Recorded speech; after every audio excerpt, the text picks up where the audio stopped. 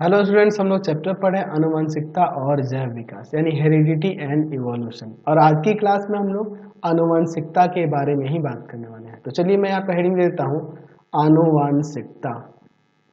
आनुवंशिकता आनुवंशिकता क्या होता है? आनुवंशिकता हम लोग ये पीछे की वीडियोज में देख चुके हैं कि पीढ़ी दर पीढ़ी कुछ ऐसे गुण होते हैं जो एक पीढ़ी से दूसरे पीढ़ी में संचरित होते हैं।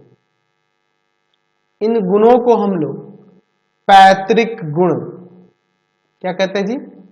पैतृक गुण या आनुवांशिक गुण भी कह सकते हैं। आनुवांशिक गुण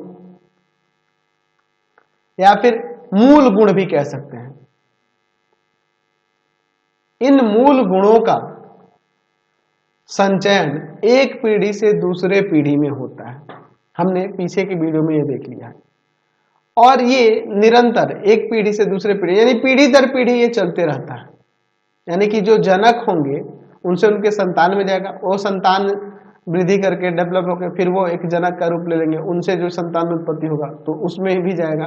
तो ऐसे ही ये पैतृक गुण कहिए, आनुवंशिक गुण कहिए या फिर मूल गुण कहिए, इनका संचरण होते रहता है। और इनके संचरण का माध्यम क्या होता है?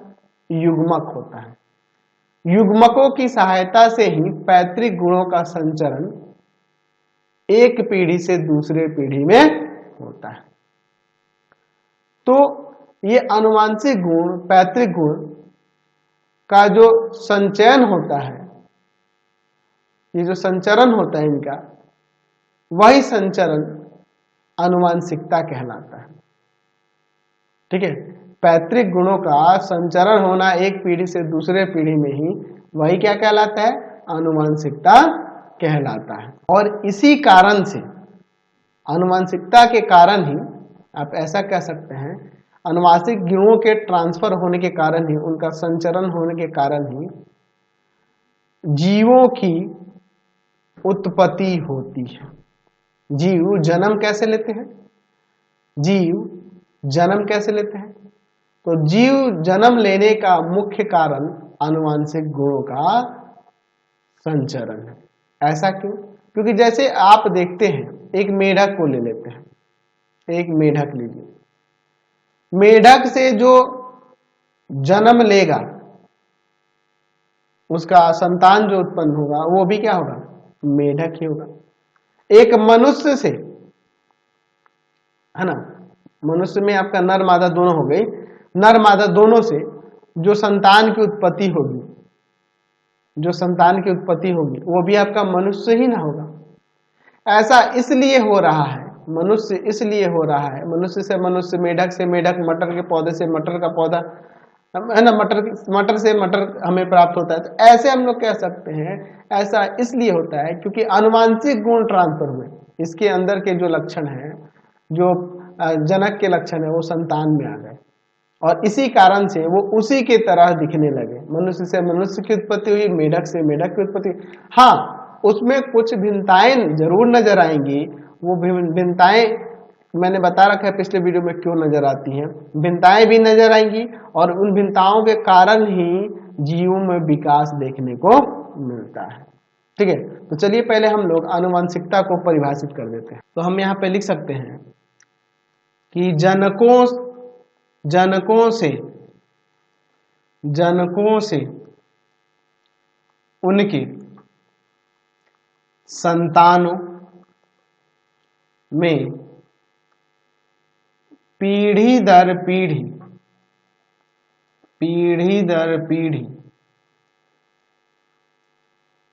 युग्मकों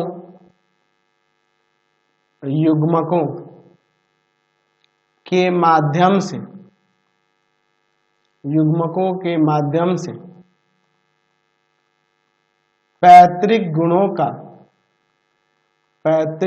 का संचरण आनुवंशिकता कहलाता है।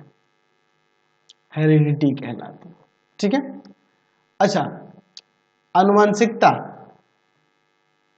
एवं जो हमें इसमें विभिन्नता देखने को मिलती है जीवों के अंदर, ये जो भी आप देख रहे हैं ये जीव विज्ञान के अंदर ही देख रहे हैं। ठीक है। और ये जीव विज्ञान में भी हमने कई सारे इनके शाखाएं ब्रांचेस देखे हुए हैं, है ना। जीव विज्ञान में भी आपने सुना होगा बॉटनी, जूलॉजी ऐसे करके। तो उसी तरह से आनुवंशिकता और विभिन्नता का अध्ययन जीव विज्ञान के एक विशेष ब्रांच के अंदर होता है, जिसे हम लोग कहते हैं आनुवंशिकी। आनुवंशिकी कहते हैं, यानी कि जेनेटिक्स कहते हैं। ठीक है। तो अगर आपसे पूछा जाए कि आप आनुवंशिकता को और इस चैप्टर में जो भी आपने विभिन्नता वगैरह देख रहे हैं जीवों के अंदर, तो ये इस चीज का अध्ययन हम लोग किसमें करते हैं, तो आनुवंशिकी में करते हैं, है ना, जेनेटिक्स में करते हैं। ठीक है। जेनेटिक्स के अंदर ये टॉपिक आ जाता है, समझ गए। चलिए अब देखिए, जीव की जो जेनेटिक कंस्ट्रक्शन होती है, जेनेटिक संरचना होती है, जीनी संरचना, वह क्या कहलाती है, उसे हम लोग जीन प्रारूप कहते हैं। क्या कहते हैं, जीन प्रारूप। जीन प्रारूप, जीन प्रारूप। जीन प्रारूप क्या होता है, तो जीवों की जो जीनी संरचना, जेनेटिक कंस्ट्रक्शन होता है, उसको हम लोग क्या कहते हैं, जीन प्रारूप, जेनेटिक संरचना कहते हैं, या जियोटाइप भी कहा जाता है। इसको हम लोग लिख सकते हैं जेनोटाइप। जेनोटाइप। ठीक है। तो हम इसे ऐसे लिख सकते हैं कि किसी जीव की जीनी संरचना, जीनी संरचना उस जीव की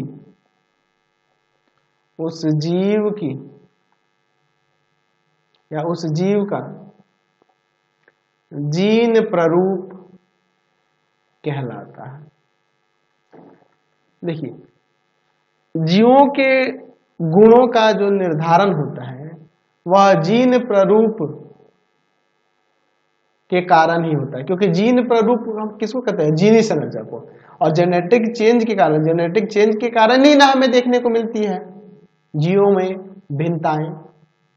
और इसका मतलब ये कह सकते हैं कि जीवों का जो कह सकते हैं कि जीवों का जो गुण है, यानी कहने मतलब उसका शारीरिक गठन, लंबाई, चौड़ाई, ये सब चीजें जो है, बालों का रंग, ये सब जो चीजें हैं, इसका निर्धारण जीन प्रारूप के कारण ही होता है। तो लिख सकते हैं इसी में कि जीवों के गुणों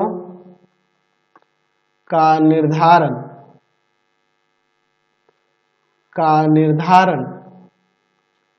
उनके जीन प्रारूपों के कारण ही होता है, के कारण ही होता है।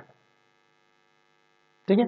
और ये जीन प्रारूप जो है, जीन प्रारूप के प्रकट होने वाले गुणों का जो नींव है, बेस है, उनके माता पिता हुए।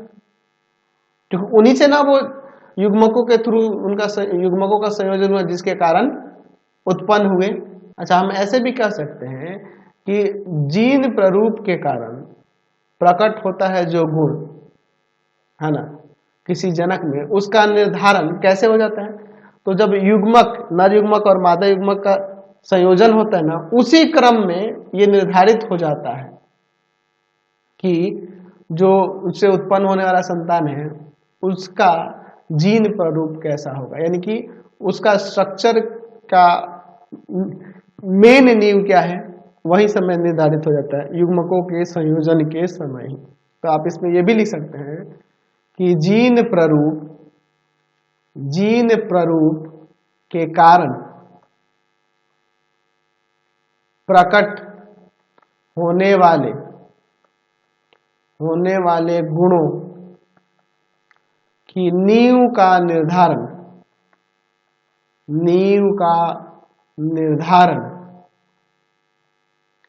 जनकों, यानी जो माता पिता होंगे, जनकों के युग्मकों के संयोजन के समय ही हो जाता है, संयोजन के समय ही हो जाता है। ठीक है, तो आपको ये समझ में आ गया जीन प्रारूप क्या है। यानी कि जीन की जो संरचना होगी, यानी कहने का मतलब है कि जो जेनेटिक स्ट्रक्चर होगा जीव का, वह जीन प्रारूप कहलाता है। ठीक है, अच्छा एक और हम छोटा सा टॉपिक जान लेते हैं, लक्षण प्रारूप क्या होता है। इसका हम लोग यूज आगे करने वाले हैं, इसलिए इसको बता देना जरूरी है। लक्षण प्रारूप, लक्षण प्रारूप इसे कहा जाएगा फेनोटाइप, फेनोटाइप। तो लक्षण प्रारूप में क्या देखा जाता है कि देखिए जो जीव होते हैं, जीव, ठीक है, जीव, उसमें जो लक्षण रूपी हमें भिन्नताएं जो देखने को मिलती है, जैसे अगर हम लोग इसे ऐसे परिभाषित कर सकते हैं कि जीन प्रारूप तथा वातावरणीय दशाओं द्वारा जो निर्धारित वैसे आनुवंशिक लक्षण जो स्पष्ट दिखाई देते हैं उनको लक्षण प्रारूप कहते हैं। ठीक है, तो आप इसमें लिख सकते हैं कि जीव में, या फिर ऐसे लिख देते हैं जीन प्रारूप तथा वातावरणीय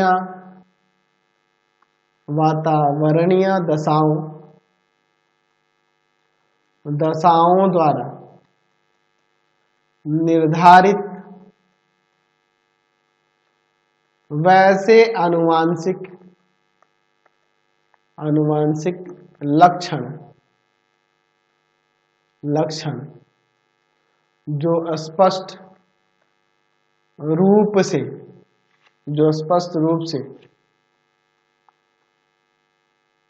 दिखाई देते हैं